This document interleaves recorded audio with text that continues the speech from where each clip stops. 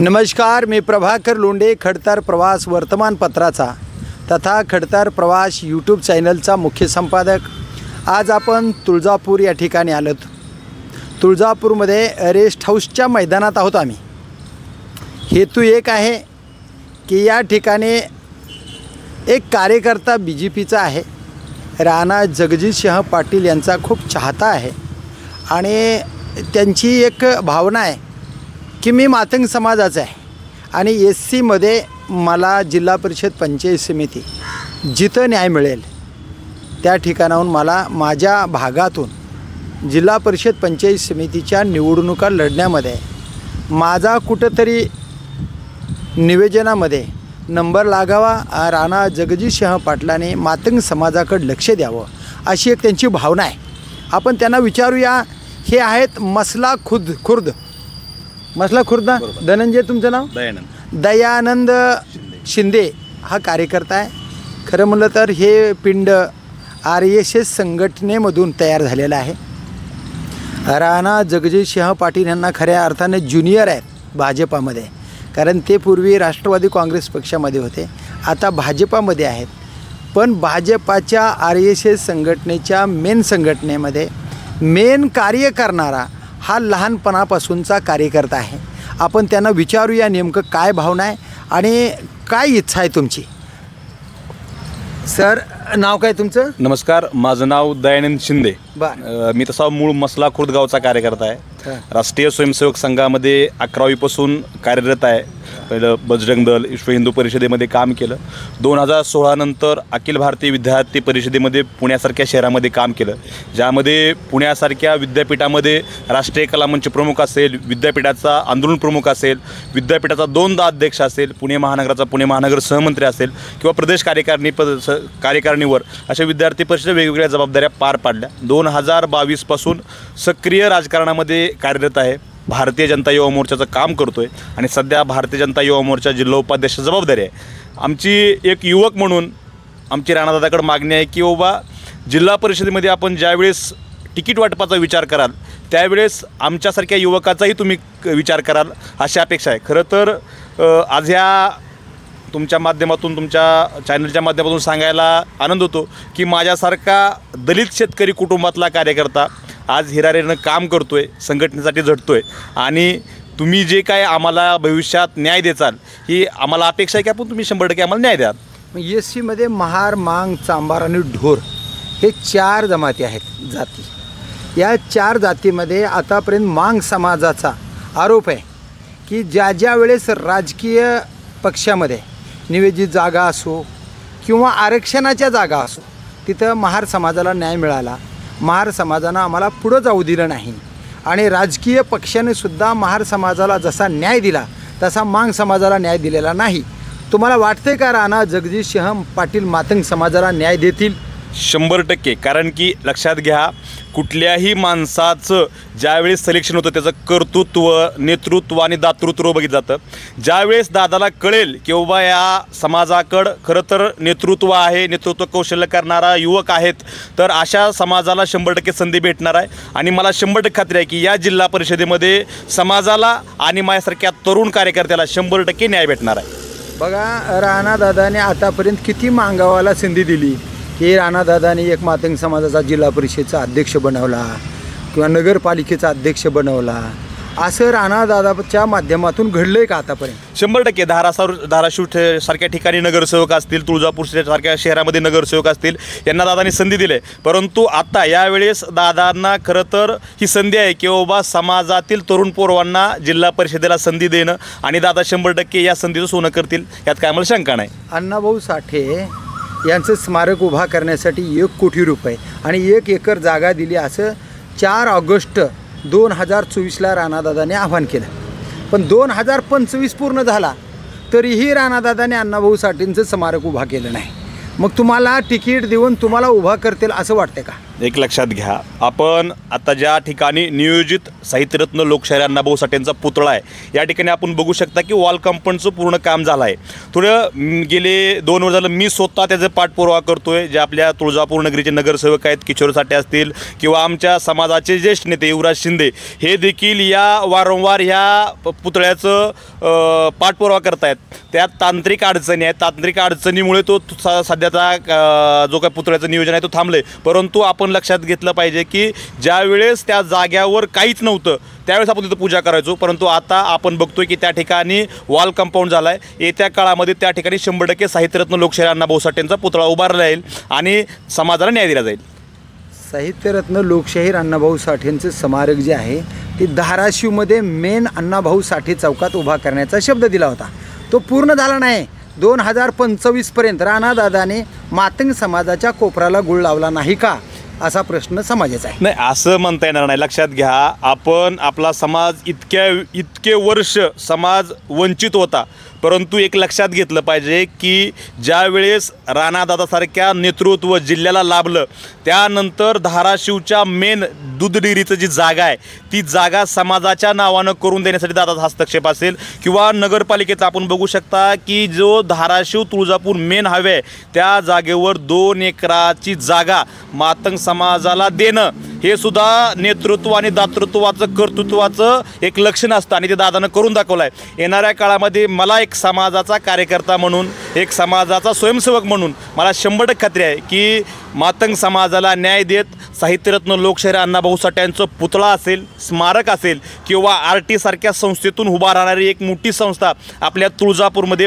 Pilot स्वरूपात म्हणजे एक आपण काय म्हणू शकतो पायलट प्रोजेक्ट स्वरूपात तुळजापूर शहरात आपण लवकरच बघणार आहोत. यात कुठली शंका आपल्या मनामध्ये असण्याचे काही कारण नाही. तुम्ही तांत्रिक अडचणी म्हणाला, तांत्रिक अडचणी असल्यामुळे अण्णाभाऊ साठेंचे दोन्ही स्मारक अर्धवट राहिले. मग तुळजापूरचं असेल किंवा धाराशिवचा असेल.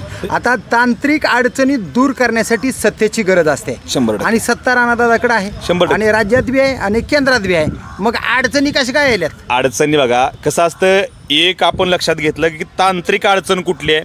आता आपण तुळजापूरचं बघितलं तर तुळजापूरमध्ये नगरपालिकेनं ज्यावेळेस आपली सत्ता नव्हती भारतीय जनता पार्टीची, त्या अगोदर तो विषय तिथला जागेचा झाला होता.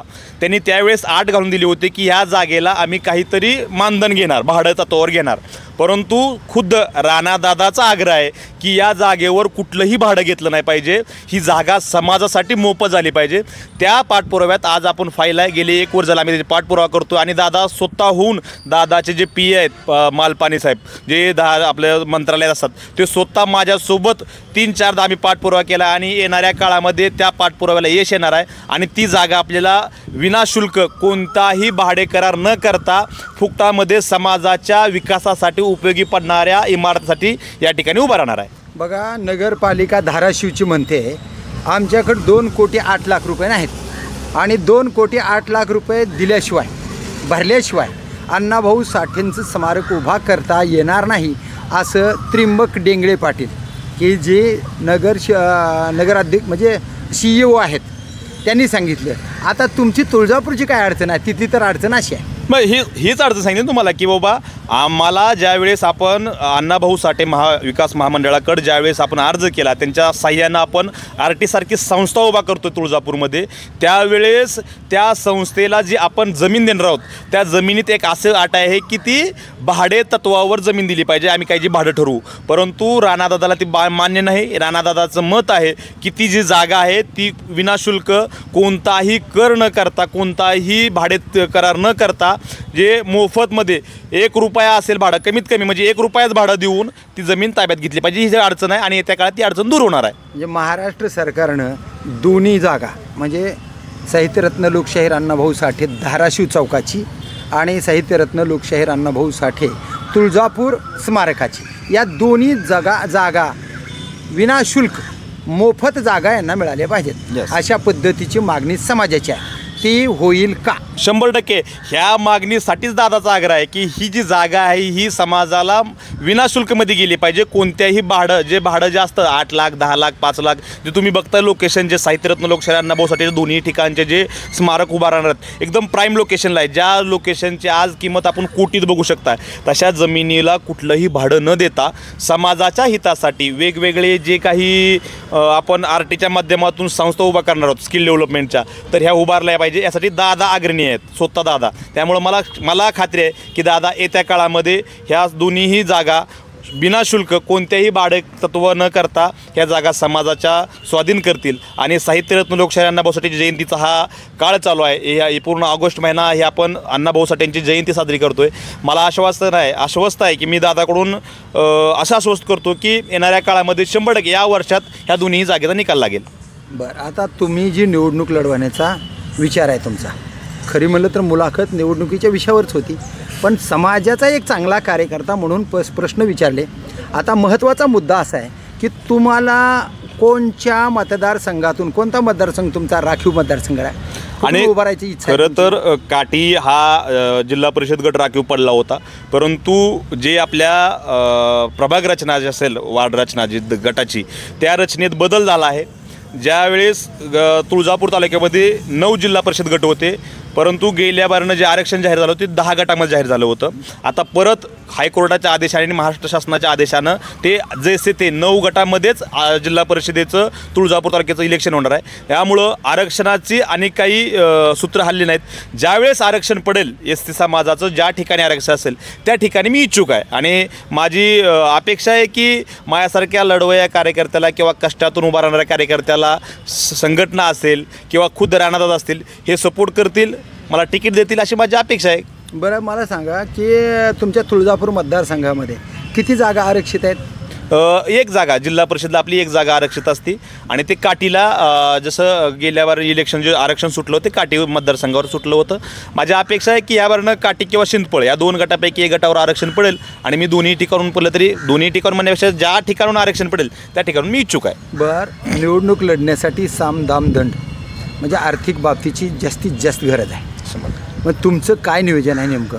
हे बघा, ज्यावेळेस माझ्यासारखा सर्वसामान्य कार्यकर्ता जो दलित शेतकरी कुटुंबामध्ये जन्माला आला आहे आणि समाजामध्ये काहीतरी बदल घडवू इच्छितो, त्यावेळेस मला खात्री आहे आई अंबाबाईच्या पावननगरीमध्ये आपण बसलोय, या ठिकाणी बोलतोय की या ज्या गटातून मी उभा राहीन त्या गटातील जनता माझ्याकडून कुठलीही आर्थिक अपेक्षा करणार नाहीत, परंतु मला खात्री आहे जे मी तळमळीनं पळतोय झटतोय त्यांच्या माझ्याकडून अपेक्षा असेल की फक्त आमचं काम झालं पाहिजे. आणि मी आज तुमच्या चॅनलच्या माध्यमातून सांगतो, ज्यावेळेस मला माझे मतदार माय जनता जेव्हा मला संधी देईल त्यावेळेस मी माझ्या अंगामध्ये जेवढं रक्त आहे त्याच रक्ताच्या ताकदीनं मी 100% त्यांना न्याय द्यायचं काम करेन. 100% म्हणजे 100% पूर्ण वेळ त्यांचा सेवक म्हणून मी त्या जिल्हा परिषद गटामध्ये काम करेन, एवढं मी 100% ग्राह्य देतो. आमदार राणा जगजितसिंह पाटील यांच्यावर विश्वास आहे का की मला 100% तिकीट देतील आणि निवडून सुद्धा आणतील? 100% म्हणजे 100%.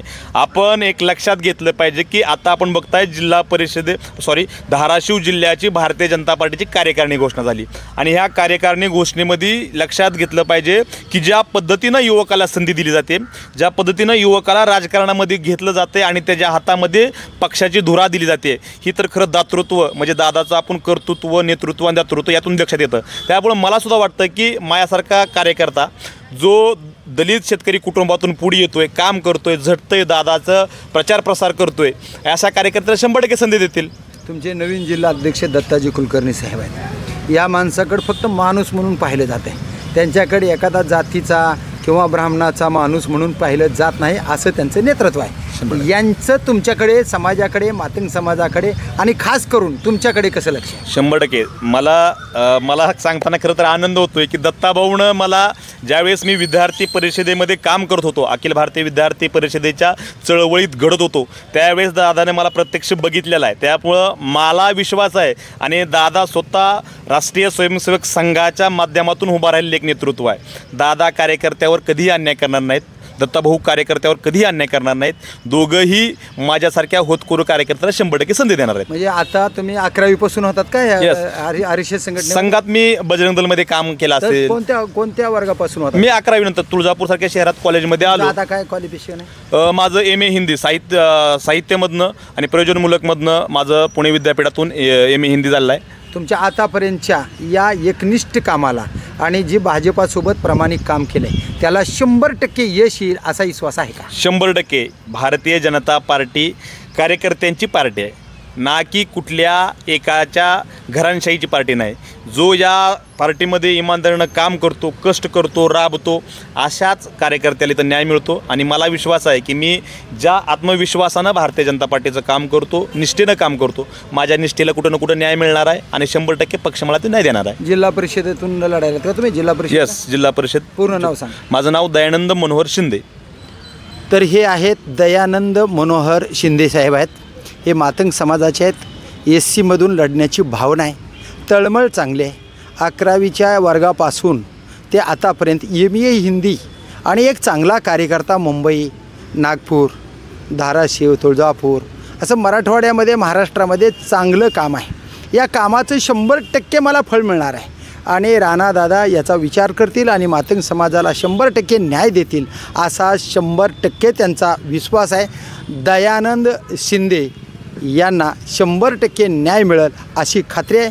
तर बघूया येणाऱ्या काळामध्ये जिल्हा परिषदेला तिकीट देऊन दयानंद शिंदे यांना भाजपाचे आमदार राणा जगजितसिंह पाटील कसे निवडून आणतील आणि मातंग समाजाचा कार्यकर्ता कसा स्टँड करतील, समाजाला कसं स्टँड करतील, अण्णाभाऊ साठे स्मारक तुळजापूरचं, अण्णाभाऊ साठे स्मारक धाराशिवचं दिलेला शब्द पूर्ण करून कसा उभा करतील ते पाहूया येणाऱ्या काळामध्ये. मी प्रभाकर लोंढे, खडतर प्रवास वर्तमानपत्राचा तथा खडतर प्रवास यूट्यूब चॅनलचा मुख्य संपादक. या चॅनलला सबस्क्राईब करा, शेअर करा, लाईक करा, बेल आयकॉनचे बटन दाबा आणि असे समाजहिताचे वेगवेगळे व्हिडिओ पाहण्यासाठी खडतर प्रवास यूट्यूब चॅनल सबस्क्राईब करा, शेअर करा, लाईक करा. धन्यवाद. तुळजापूरकर. जय हिंद, जय महाराष्ट्र.